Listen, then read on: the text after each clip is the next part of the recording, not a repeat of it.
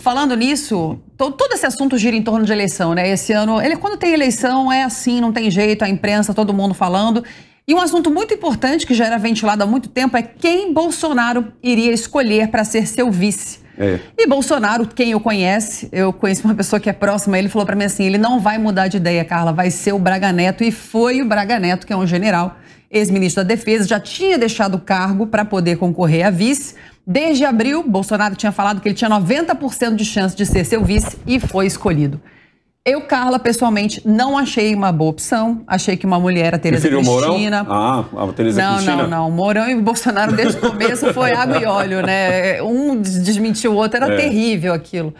E o Mourão também falou que nem ficou chateado. Mas a Tereza Cristina é uma mulher, tá indo muito bem no Ministério da Agricultura, tem um bom trânsito no Congresso, tem um bom trânsito com empresários do Brasil todo, de agronegócio, daria uma feminilidade a mais, enfim, mas Bolsonaro é Bolsonaro, ele não muda. Escolheu um general como vice em seu primeira candidatura, escolheu agora na segunda também. Antes de você começar a responder, o seguinte, o Bolsonaro tem um certo medo de quem é seu vice. Quem tem um trânsito muito bom no Congresso, parece que ele não gosta muito. Quem fala isso é o pessoal anti-horário. O pessoal anti-horário que fala isso. Eu não concordo. Queria saber qual é o seu anti-horário, é ótimo. Pra quem não sabe, o pessoal anti-horário é o de esquerda, que gira pro lado esquerdo. Eu gosto de falar o pessoal anti-horário. O pessoal anti-horário não só fala isso, fala que também o Bolsonaro tem medo de ser deposto e a partir do momento que ele coloca um vice que é do Exército, ninguém vai querer que ele saia. É muito estranho isso, porque estão pedindo a cabeça do Bolsonaro desde o primeiro dia dele no governo. E outra, quem assumiria seria o general Mourão. Muita gente também fala assim que o Bolsonaro não quer acenar para o público feminino, por isso ele não escolheu, ele não se importa, quer dizer, com o público feminino, por isso ele não escolheu Tereza Cristina. A Tereza Cristina, ela é tipo o Tarcísio. É aquela ministra que nem o pessoal anti-horário ataca. Porque o trabalho dela é tão bom, que ninguém nem discute. Então vamos pegar outro ali pra gente poder falar dela. É assim que eles pensam, entendeu? Eu já acredito em outra coisa. Eu acredito que o Bolsonaro escolheu o Braga Neto simplesmente porque ele é um militar. Simplesmente porque ele tá ali lado a lado. Quem tem medo quem tem esses problemas assim com militar, quem tem problema com polícia, é o pessoal anti-horário. O cidadão de bem, ele não tem problema nenhum em ser um general. Anti-horário. Ele não tem problema. Chega em qualquer cara mais velho, chega em qualquer pessoa honesta e fala assim, amigão, você tem algum problema com a polícia? Você tem algum problema com o militar? Não tem. Então ele vai botar muito mais fé num vice que seja ali já do lado dele e não aquele vice de conchavo, como o próprio Lula fez de peito aberto. O Lula se aliou ao Alckmin. Bizarro. O pessoal anti-horário odeia o Alckmin. O pessoal mais extremista, de extrema esquerda, então, xinga o Alckmin de muitos nomes que estão engolindo o Alckmin a seco. Entendeu? E o Lula fala, não, eu chamei o Alckmin para trazer um pessoal de centro, para isso e aquilo. Pode ser que lá dentro do Congresso isso faça sentido. Entendeu? Mas para a população, não. Para a população fica esquisito. Fica assim, como assim, Lula? Até outro dia o cara era teu adversário, todo mundo falava mal dele, era isso e era aquilo, e agora vocês estão de mãozinha dadas cantando, tá ligado? Ciranda, cirandinha, né? Ciranda. Hoje o Alessandro Negão está inspirado, hoje você é a grande revelação do Linha de Frente. A verdade é essa que o Negão falou, Bolsonaro quer que Tereza Cristina, ministra, saia como senadora, é importante nós termos bons senadores, então ela deve vir como senadora, a Damares também, e assim vai formando uma força maior no Senado, que é muito importante, na minha opinião, eu gostaria mais da Tereza como vice, mas eu tenho uma boa notícia, pelo menos foi confirmada uma presidente mulher para a presidência da Caixa Econômica, né? A Daniela Marques, que trabalhava com o ministro Paulo Guedes, considerada braço direito dele, e assumiu no lugar aí do Pedro Guimarães como nova presidente da Caixa Econômica. Eu acho importante termos forças femininas até para balancear, equilibrar aí os poderes, né? A mulher tem tanta importância no Brasil, enfim, na sociedade. Agora eu vou para o Guilherme. Guilherme, eu não falei com você ainda, né? O que você achou de Braga Neto? É o Bolsonaro sendo o Bolsonaro. Ele gosta de um militar por perto, né? Então, o que a Constituição Federal diz sobre o vice-presidente? Não sei se os nossos telespectadores em casa sabem disso. Diz duas coisas.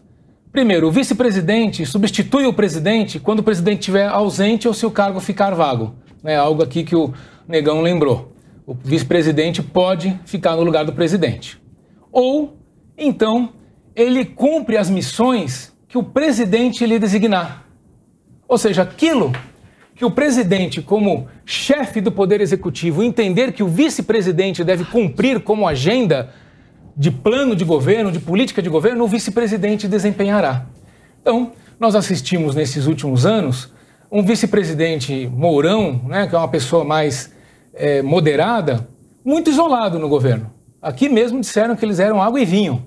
E o Bolsonaro traz agora um general que é bem de direita e bem radical como ele. Então ele está muito confortável com essa figura. Né? Ele escolheu alguém. Mas, Guilherme, que soma... Não, pera um pouquinho, agora deixa eu acabar de falar, que você falou bastante. Água e óleo. Então, aí o que acontece? Ele traz alguém que é bastante confortável para ele. E ele fez esse movimento nos últimos anos. Né? Esse é o primeiro governo, desde a redemocratização, que se nós considerarmos os cargos de confiança em relação à administração direta e descentralizada da União, se nós considerarmos 14 mil cargos de confiança, que é o que o Executivo pode preencher, quase 3 mil cargos são ocupados por militares da ativa e da inativa. Isso dá 14%. E majoritariamente por pessoas que vieram do Exército. Engraçado que a Marinha e a Aeronáutica ficaram um pouco alijadas desse movimento. Então isso fala muito sobre o Bolsonaro. Ele gosta do Exército e de trazer o Exército para perto. Eu quero lembrar a todos que as Forças Armadas, elas são diferentes da Polícia Militar. As Forças Armadas são instituições de Estado, né? E quando elas são chamadas assim a participar de um governo, elas passam a praticar política de Estado e continuam sendo instituições de Estado. Então, às vezes, se a gente tem alguma impressão de que isto pode apoiar este governo, ou o próximo, ou o seguinte, e é por isso que, eventualmente, o presidente Bolsonaro traz vices militares, não sei se exatamente as forças de Estado, né, porque elas são instituições de Estado, acompanham exatamente esse movimento. É o anti-horário dentro de você falando? Não, na verdade, é o anti-horário dentro de você. Na verdade, é uma análise que é a seguinte. É uma análise que é a seguinte, que está presente na preocupação de muitas pessoas. Por que tanto militar ocupando cargos civis? 14%? Nós nunca tivemos isso na história recente. Mas qual é o problema? Mas nós temos gente que está preparada. Você não pode dizer que rigor nós não temos. Eu prefiro militares do que pessoas acusadas de roubo. A rigor, Carla, nós não temos pessoas julgadas. A rigor nós não temos problemas. A rigor nós não temos problema. Acusadas de corrupção, de roubo. Carla, nós não temos problema nenhum com isso, mas é um dado objetivo. E qual é o problema? E que revela exatamente como o Bolsonaro trabalha. E qual é o problema? Você está querendo? Eu não entendi se você está criticando ou elogiando. Eu estou fazendo uma constatação, na verdade. Você está elogiando. O Lula chama os amigos dele Você não consegue dizer, você não consegue admitir. E o Bolsonaro chama os amigos dele, militares. A Carla está querendo falar? Carlinha, com você antes de eu chamar o intervalo. Não, é que eu e o Guilherme, às vezes, a gente se choca um pouco nas opiniões, mas em relação ao que ele está dizendo, em primeiro lugar, eu entendo, e aqui, sem querer ser anti-horário ou horário, né, tentando colocar uma situação bem imparcial. Primeiro que essas pessoas que estão no governo do Exército, eles são praticamente todos da reserva, né? Então, na verdade... Desses 3 mil, Carla, apenas 500 são inativos. Desses 3 mil que eu mencionei, apenas 500 são inativos. O pessoal anti-horário sabe mais do que a gente. Eles estudam direitinho. Você estava me dizendo que 14%, você estava nos dizendo que 14% são na verdade, quem está no governo, quem está em exercício, está compondo o governo, são apenas 14% do Exército.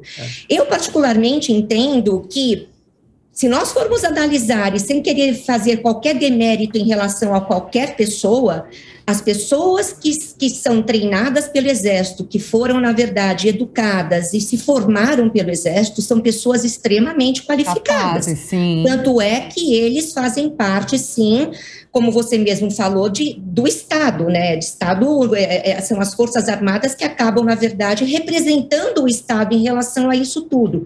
Então, eu particularmente acho que se a pessoa tem qualificação para poder ocupar o cargo que for, e aliado ao que a Carla disse também, que pode colocar as pessoas às quais ele confia, eu acho que isso é plenamente legítimo. Mas... O Guilherme não quer admitir, mas ele gosta do governo Bolsonaro. É o quê? Ele gosta. Ele não fez uma crítica. Ele elogiou, só que ele não quer. É engraçado. E é por isso que eu gosto desse programa. Porque aqui a gente discorda, mas a gente se respeita, a gente se entende, porque é assim que tem que ser. Cada um tem uma posição, cada um expõe e a gente se respeita. Quem quer falar mais? O Guilherme? Não, é engraçado. Mas deixa eu só complementar antes de passar para o Luca. É engraçado porque eu trouxe aqui dados para nós termos uma reflexão e todo mundo ficou bastante incomodado com isso. Porque, de fato, é a primeira vez que nós temos uma presença de militares tão significativa no Poder Executivo. Agora, eu não fiz nenhum juízo de valor se eles são competentes ou se são incompetentes. Eu fiz uma análise de valor, então, atrelada a algo que me parece caracteriza o Bolsonaro. Ele gosta de ter um militar por perto, ele confia nos militares, ele traz para participar do governo dele, e inclusive mais do Exército do que da Aeronáutica e da Marinha. O seu tom de voz parece crítica, mas suas palavras são de elogio. Eu não estou fazendo elogio. Legal, não viaja. Eu também não estou fazendo crítica. O seu tom de voz. Ao invés de você que faz um elogio descarado, eu pretendo aqui fazer uma coisa que é mais deixar o telespectador em casa, ele formar a convicção dele. Eu não quero convencê-lo de que o governo Bolsonaro é a solução do país. E nem quero convencê-lo de que é a tragédia do país. Eu só quero que ele tenha informação. Posso só te falar uma coisa, então? Já vamos falar de informação? Ele foi eleito. Claro. Mais da metade da população brasileira. E muitas dessas pessoas que votaram nele viveram a época do governo militar, fizeram questão de ir às urnas para votar nele. Ou seja, alguma coisa de boa teve. Então a gente tem que respeitar o que a população está buscando e querendo. Que 14 mil é pouco.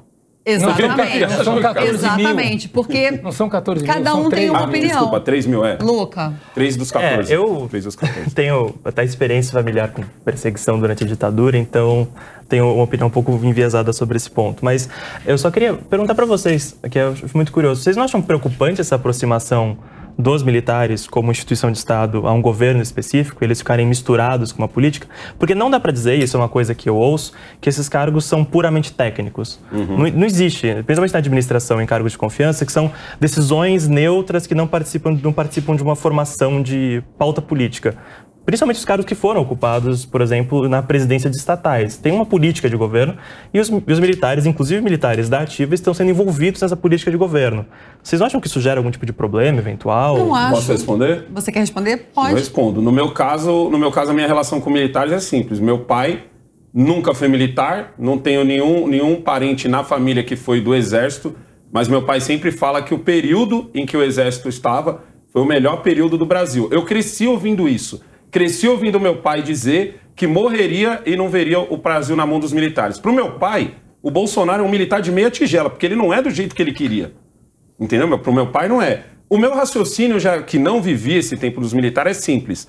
Eu quero alguém que coloque as pessoas que ele confia e que essas pessoas não roubem. É simples assim. Eu vivi 16 anos ligando a televisão, 16 anos ligando a televisão e todo dia, escândalo de corrupção, não sei o que lá. Você descia do ônibus, passava em frente a uma banca de jornal e todos os jornais estampavam. Escândalo de corrupção, mensalão, isso e aquilo.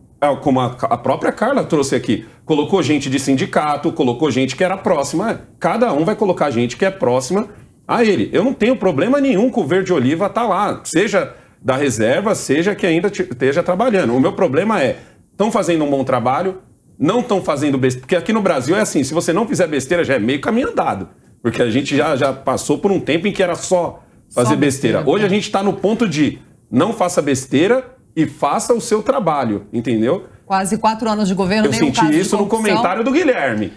Eu vou continuar provocando ele. Essa coisa da ditadura, ela é muito, né? Tem gente que diz que não houve ditadura, que na verdade os comunistas queriam trazer a ditadura do comunismo ao poder. Exato. Enfim, então o que é ditadura? É a ditadura comunista ou é a ditadura do exército?